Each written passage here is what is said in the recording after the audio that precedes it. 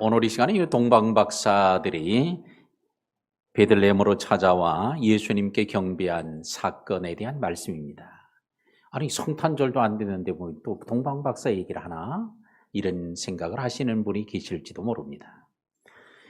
성탄절에 주로 본문으로 사용하는 이 사건이요, 또 내용이기도 합니다만은, 그래서 저도 뭐 성탄절에 이 말씀을 많이 또 설교도 했고, 그러나 평상시에도 설교를 할 때가 있었으니까는 연속으로 강해를 할 때 뭐 절기나 뭐 이런 시간에 구애받지 않고 하기 때문에 그래서 이렇게 설교를 했던 기억이 있습니다. 근데 오늘 이 시간에 이 동방 박사들이 경배한 사건, 이 말씀을 함께 나누는 이유는 오늘 4월 달은 경배의 달이기 때문에, 그래서 4월 세 번째 주에 오늘 이 경배, 동방 박사들의 경배를 우리 함께 나누려고 하는 것입니다.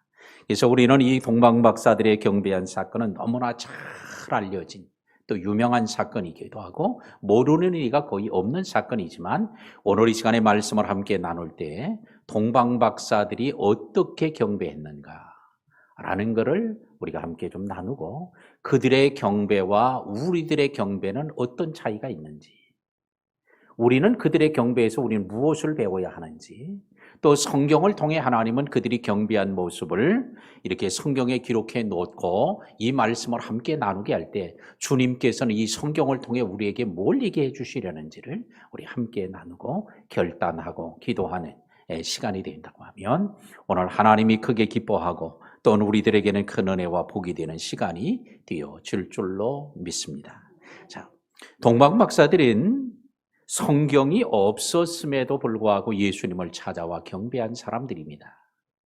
오늘날 저와 여러분은 성경이 너무 많아요. 집에도 성경을 몇 권씩 가지고 있을 줄 압니다. 뭐 저도 성경을 여러 권 가지고 있어요. 또 성경을 또 우리말도 있지만 또 히브리어, 헬라어로 된 성경도 가지고 있고요. 뭐 영어로 된 성경들도 가지고 있고, 또 그 성경을 한 권에 39권을 묶어놓은 이런 성경, 대조 성경이라고 하는 성경도 제가 가지고 있습니다. 그래서 성경을 우리는 쉽게 접할 수 있고 쉽게 볼 수 있습니다. 그러나 오늘 예수님 당시에 동방 박사들은 성경을 전혀 보지도 못했고 뭐 들어본 적도 없습니다. 오늘 우리들은 너무나 편리하고 너무나 쉽게 접근할 수 있지만 그들은 그리할 수 없었어요.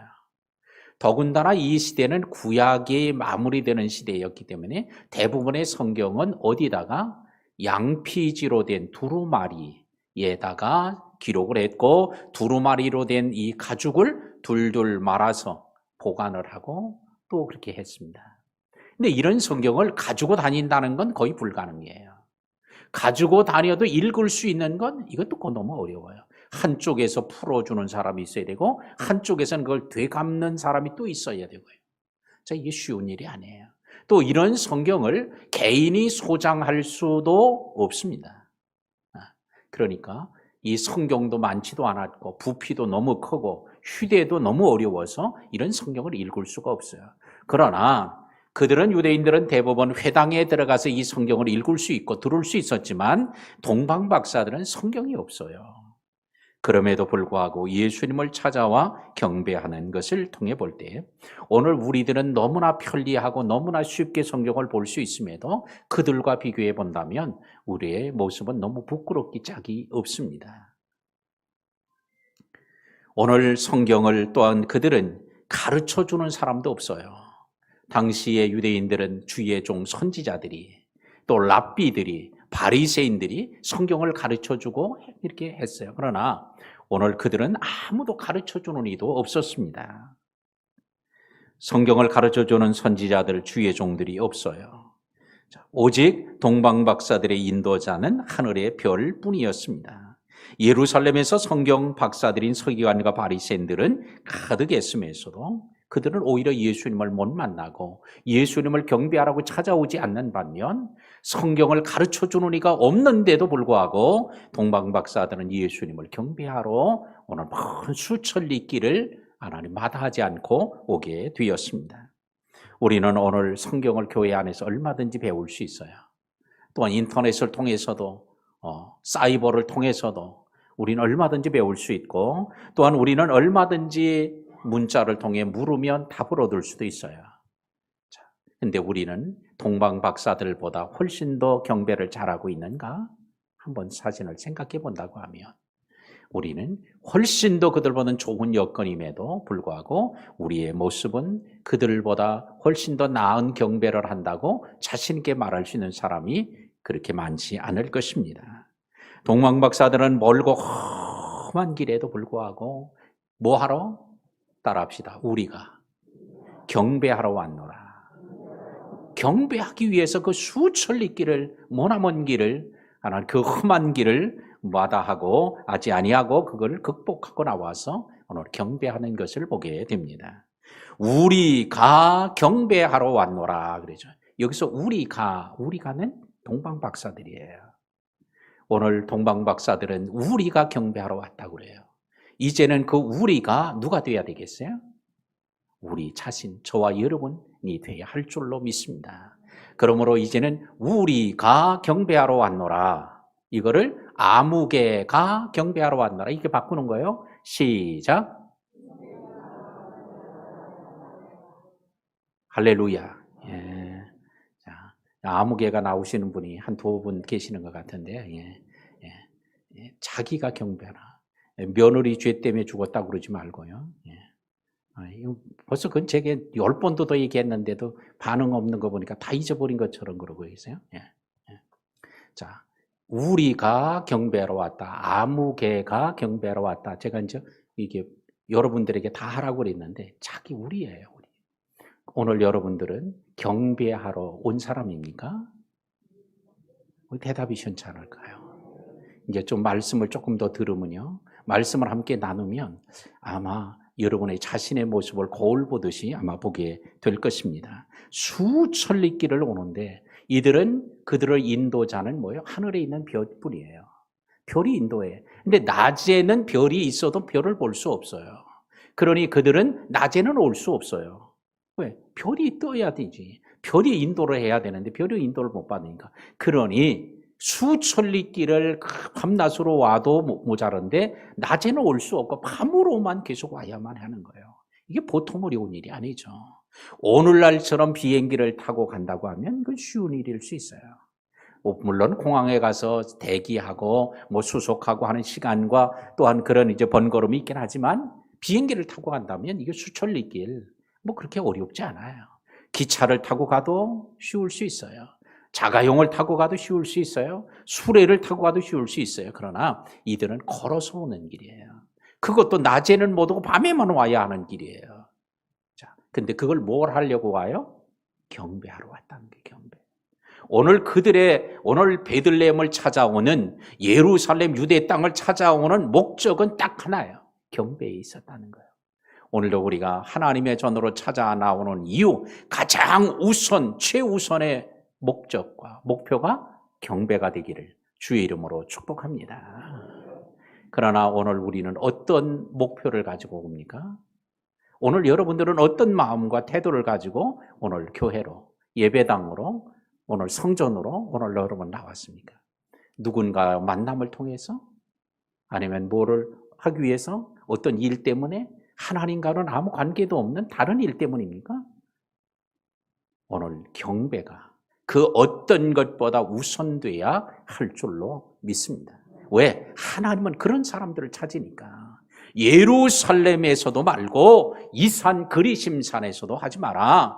오직 하나님은 영과 진리로 예배하는 자들을 찾으시느니라. 하나님은 장소가 문제가 아니에요. 누가 예배하느냐 이게 문제가 아니에요. 바로 경배하는 것. 경배하는 자를 하나님은 찾고 기다리고 있습니다.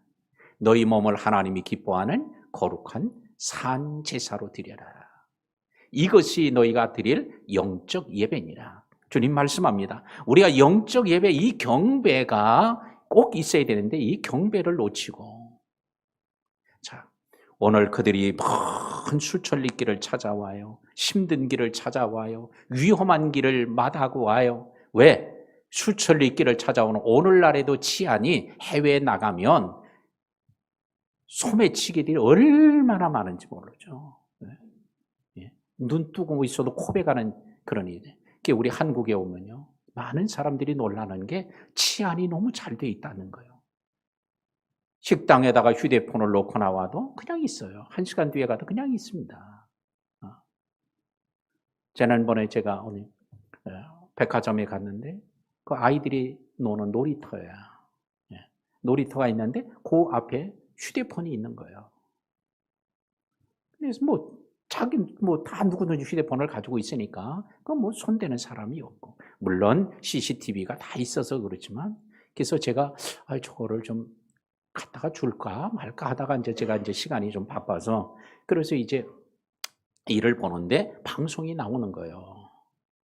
휴대폰 혹시 습득하신 분이 있으면 이렇게 카톡을 돌려달라고. 제가 보니까 그걸 놓고 간 사람이 신고를 한 거예요. 휴대폰을 내가 잊어버렸다고. 그래서 그 방송이 나오는 걸 들었어요.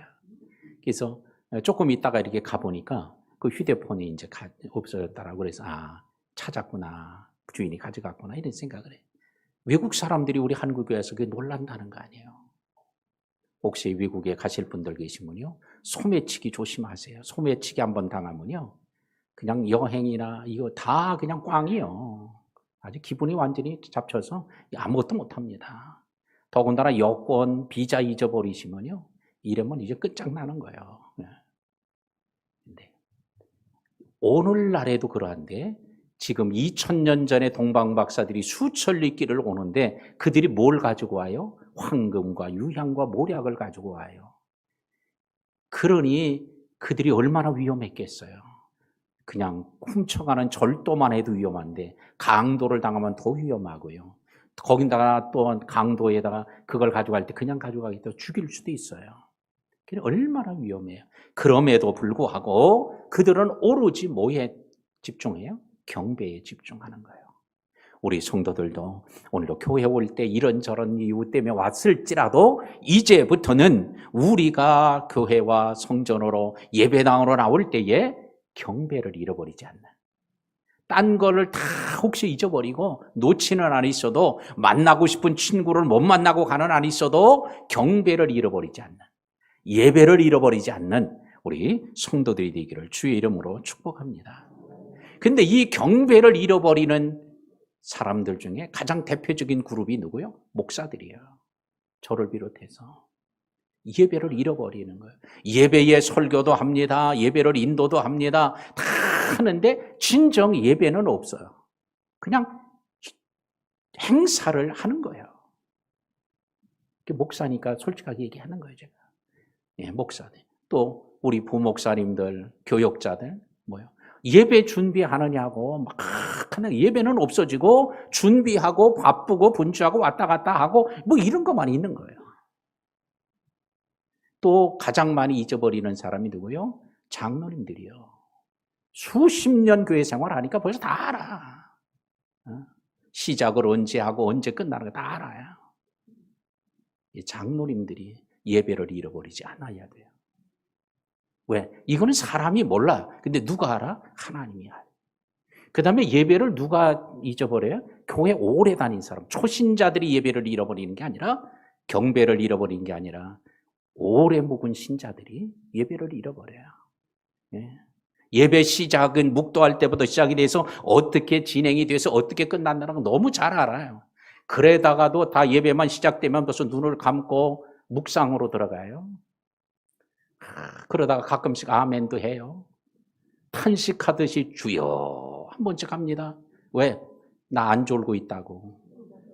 이렇게 고단수예요. 그러다가도 딱 시간이 끝날 때가 되면 일어나지 말래도 알아서 자동으로 잘해. 왜 그래요? 경배에는 아무 중심이 없어요. 그냥 예배에 참여하는 게 목적이에요. 앉아 있는 게 자기 의무를 다 하는 거예요. 근데 초신자들은 그러지 않아요. 자, 오늘 우리 한국교회가 이제 목사부터 시작해서 주의 종들, 또한 교회 중직자들, 오래된 신자들이 다 뭐를 잃어버리고 있어요? 경배를 잃어버리고 있다는 거예요. 경배, 잃어버린 경배를 되찾는, 잃어버렸던 예수님을 되찾듯이 우리는 잃어버린 예배를 되찾는 우리 성도와 우리 한국교회가 되어야 할 줄로 믿습니다. 동방박사들은 이방인이었음에도 불구하고 예수님을 찾아와 경배해요. 우리는 유대인들만 경배해야 하는 줄 알지만 이방인들의 경배가 오늘 나타납니다. 우리는 유대인들은 이방인을 짐승처럼 개처럼 동물처럼 취급을 했어요. 그런데 오히려 이방인이었던 동방박사들이 오늘 예수님을 가장 먼저 경배하는 것을 볼 수 있습니다.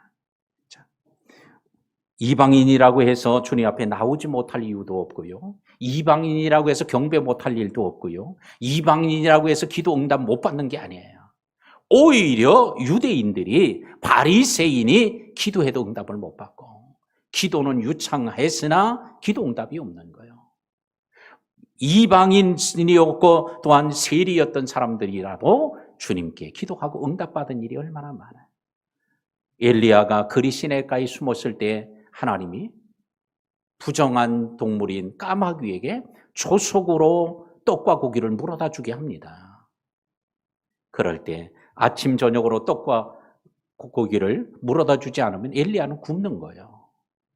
근데 그 부정한 짐승으로 사람들이 손가락질했던 그 까마귀가 아침 저녁 시간을 맞추어서 다 물어다 주는 거예요. 까마귀가 놀다가도 아유 고기 떡 물고 갈 시간이네? 시간 맞춰 또 물고 가고 어디 나갔다가도 아유 지금은 엘리야에게 떡 물고 갈 시간이야, 고기 물어다 줄 시간이야, 다 물어다 가져다 줘요. 비난하고 손가락질 당했던 까마귀가 사람보다 더 나은 거예요. 시간도 잘 지켜요. 딴 데로 가지 않고 그리 시내가로 꼭 가요. 딴 주의 종에게 가지 않고 엘리야에게 가라고 하니까 엘리야에게 가는 거예요. 근데 우리는 짐승이 아니면서도 사람이면서도 말도 알아들으면서도 말은 까마귀보다는 훨씬 아주 속된 말로 뒤지게 안 듣는 거예요. 그러면서 누구 욕을 하고 누구를 잘못했다고 그러겠어요. 자, 그래서 우리는 까마귀만도 못한 거시기들이 교회 밖에만 있으면 모르니 교회 안에도 있을 수 있어요. 따라합시다. 까마귀만도 못한 놈이 있다. 바로 우리가 까마귀만도 못한 모습을 볼 수 있어요. 우리는 오늘날에 사람이 짐승만도 못하면 이 개만도 못하다고 그러죠. 이 개보다 더한 놈도 있다고 그러죠. 그러니까 우리는 까마귀도 하나님은 필요할 때 말씀하면 이렇게 순종하는데 우리는 순종하지 못하는 우리를 주님 앞에 내어놓는 이런 시간 가져야 할 줄로 믿습니다. 부정한 이방 여인 사르밧 과부의 모습을 보세요. 엘리야가 이제 그리 시내가에서 시돈 지방으로 하나님이 가라고 그러니까 시돈에 하나님을 알지도 못했던 사르밧 과부가 있어요. 그는 이방인이에요. 또한 그의 신분은 과부요. 또한 그의 경제는 어때요? 마지막 한 끼리밖에 없을 정도로 궁핍한 사람이에요.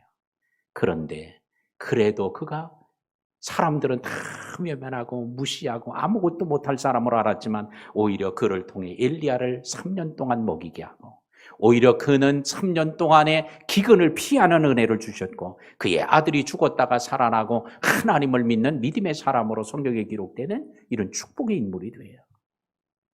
자, 우리는 이방인이라고 또한 과부라고 가난한 사람이라고 무시하지 말고 오히려 그들이 더 하나님을 잘 섬길 수도 있습니다. 이방인이었던 백부장, 이방인이었던 수로보니게 여인의 모습을 통해 보더라도 우리는 유대인이라는 혈통만 가지고 잘 하나님을 섬기고 예배하는 게 아니라는 거예요. 이방인이어도 사람들에게 손가락질을 당해도 무시를 당한 사람이라도 오히려 더 하나님을 잘 섬기는 사람이 있을 수 있음을 기억하고 우리 자신이 그런 사람으로 세워지기를 주의 이름으로 축복합니다. 동방에 있는 박사들은 여러 가지 어려움, 시험을 잘 극복하고 나와요. 왕궁으로 찾아가라면 이건 쉬운 일이 있을 수도 있어요.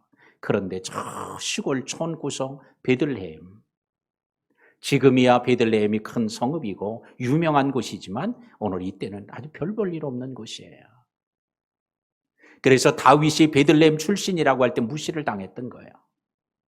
예수님께서 나사렛에서 자라셨다고 하니까 무시를 당하는 거예요. 오늘 이 지역 때문에 무시를 당하는 거예요.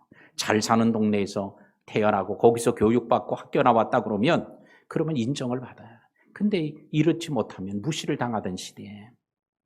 그러나 오늘 동방에 있는 박사들은 예수님께서 궁궐의 침대 위에 계시는 게 아니라 짐승의 여물통 구유에 누워 계셨어도 그곳을 찾아가요. 무엇하러? 경배해야 되기 때문에. 오늘 당시의 동방의 박사들은 신분이 높은 사람이에요. 권위가 있는 사람이에요. 많은 사람이 존경을 받았던 사람이에요. 이런 사람들이 바로 예수님, 아기 예수님에게 경배한다는 건 이거는 진짜 이해하기 어렵고 진짜 행동으로 실천하기는 더 어려운 일이에요. 그런데 오늘 성경은 그러죠. 황금과 유향과 모략을 드리는데 오늘 예수님이 그의 어머니 마리아와 함께 있는 걸 보았지만 아기께 경배하고 높은 신분의 사람이 권력자가 많은 사람에게 존경을 받았던 이런 박사들이 어린아이에게 아기께만 경배했다는 것은 우리들에게 아주 큰 교훈이 됩니다. 오늘 저와 여러분들은 오늘 우리의 경배를 받으실 분은 오직 주님밖에 없다 라고 하는 걸 기억하고 우리가 세상적으로 아무리 신분이 높고 권력이 있고 돈이 많아도 우리는 오직 그분 앞에 겸손하게 무릎을 꿇는 이런 예배와 경배의 자세를 회복해야 할 줄로 믿습니다. 오늘 독박 박사들은 예수님을 찾아온 것 우리가 경배하러 왔다 그래요. 우리가 그들이 오늘 수천리 길을 온 것은 호기심으로 온 것만이 아니에요. 관광하기 위해서 여행 온 게 아니에요. 그들이 정탐을 하려고 온 것도 아니고 심심하니까 바람이나 쐬러 가자 해서 온 것도 아니에요. 할 일이 없어가지고 남는 게 시간이라서 온 것도 아니에요. 그들은 분명히 말합니다. 우리가 경배하러 왔노라. 따라합시다. 우리가 경배하러 왔노라. 진짜입니까? 진짜예요? 확실하죠? 그 확실한 고백이 흐려지지 않고 또 잊혀지지 않게 되기를 주의 이름으로 축복합니다. 그러나 이렇게 진짜 경배하러 오는 사람이 있고요. 반대도 있어요. 헤롯이 얘기를 합니다. 유대인으로 왕으로 나신 이가 어디 계시냐? 우리가 그를 경배하러 왔다. 그러니까 헤롯이 사람을 불러 물었습니다. 그를 가서 찾으면 다시 와서 내게도 알려주어라. 그러면 나도 가서 경배하리라 그래요. 헤롯이 경배하겠대요. 그런데 헤롯은 경배하려고 하는 게 아니라 오늘 유대인으로 왕으로 나신 예수님이 어디 났는지를 알고 그 예수님을 죽이려고 하는 거예요. 왜? 왕권이 위협되니까. 그러니까 예수님 왕으로 태어날 일을 아주 싹을 잘라버리고 없애버리려고 그렇게 해서 경배하러 내가 가겠다 그런 거예요. 이것이 곧 증명이 됐으니 오늘 베들레헴 인근의 마을에 있는 사람들, 다른 역사학자들의 기록에 의하면 20-30명의 아이들을 2살 이하 된 아이들을 죽였다는 거예요. 헤롯이. 왜? 한 명 죽이면 혹시 잘못 죽일 수도 있으니까 그 인근 마을의 아이들을 2살 이하로 그냥 몽땅 다 죽인 거예요. 이걸 통해 보면 이는 경배하려고 그 얘기를 한 게 아니라는 거예요. 입으로는 경배하리라 했지만 뭐예요? 거짓 경배자임을 볼 수 있어요. 참 경배자인 동방 박사들과 거짓 경배자인 헤롯의 모습을 두 가지를 다 보여주고 있어요. 오늘 우리가 예배에 지금 참석하고 있는데 우리는 참 경배자입니까? 아니면 거짓 경배자입니까? 우리는 예배에 마음도 하나도 없이 나와 있다면 거짓 경배자에 더 가까울 수도 있어요. 예배에 집중하지 못한다면, 몸과 마음을 들여 온전히 예배하지 못한다면 참 경배자가 아니라 오히려 헤롯과 같은 거짓 경배자에 속할 수 있어요. 경배한다는 말을 한 사람은 경배자고 경배한다는 말을 안 하면 거짓 경배자가 아니에요. 경배한다고 동방박사들도 얘기했고 이 헤롯도 경배하겠다고 얘기를 합니다. 말로 되는 게 아니라는 거예요. 우리 한국교회가 이제 거짓 경배의 모습에서 참 경배의 모습으로 회복돼야 할 줄로 믿습니다. 웨스트민스터 신앙 고백의 공동 작성자인 톰 존슨 목사님이 필라델피아에서 붕괴를 인도하게 되었습니다. 웨스트민스터 신앙 고백이라고 하면 아마 장로교 베이스가 있는 장로교에서 자라신 분들은 이거 모르면 가짜 장로교인이야. 왜냐하면 장로교는 이거 너무 중요하게 여기는 거예요. 그래서 칼빈의 5대 강령과 웨스트민스터 신앙 고백은 성경은 안 배워도 이거부터 가르쳐요. 이게 교리 있어. 이거 모르면요 절대로 중직자 될 수도 없고요. 그래서 아주 엄청나게 중요하게 여기는 건데, 우리는 뭐 성결교회니까 그것보다 더 중요한 건 성경이다. 뭐 이렇게 하고 이제 하니까 뭐 그거 그렇게 그들처럼 그렇게 중요하게 가르치진 않아요. 근데 이 웨스트민스터 신앙 고백서를 공동으로 작성한, 그러니까 아주 장로교에서는 아주 중요한 그런 아주 귀한 인물인데요. 그 톰 존슨 목사님이 필라델피아에서 이제 집회를 하는데 붕괴 중에 설교를 하고 초청을 했습니다. 오늘 이 시간에 이 자리에 오신 분 가운데 예수님을 나의 주님으로 영접하고 주님을 위해서 사시기를 원하시는 분이 있으면 일어나세요. 일어나라고 했어요. 그랬더니 사람들이 그 사람들이 앞으로 나오세요. 나오라고 그랬어요. 이거를 이제 엘트 콜이라고 그러는데요. 강단 초청이에요. 초청을 했어요. 초청을 했더니 한 사람이 남자가 나오는데 나오면서 앞에 나오더니 옷을 자켓 우아견이 주머니에서 뭘 하나 쓱 꺼내는 거예요. 근데 보니까 권총을 꺼낸 거예요. 목사님도 놀라고 온 교인이 다 놀라는 거예요. 주머니 권총을 꺼내니까.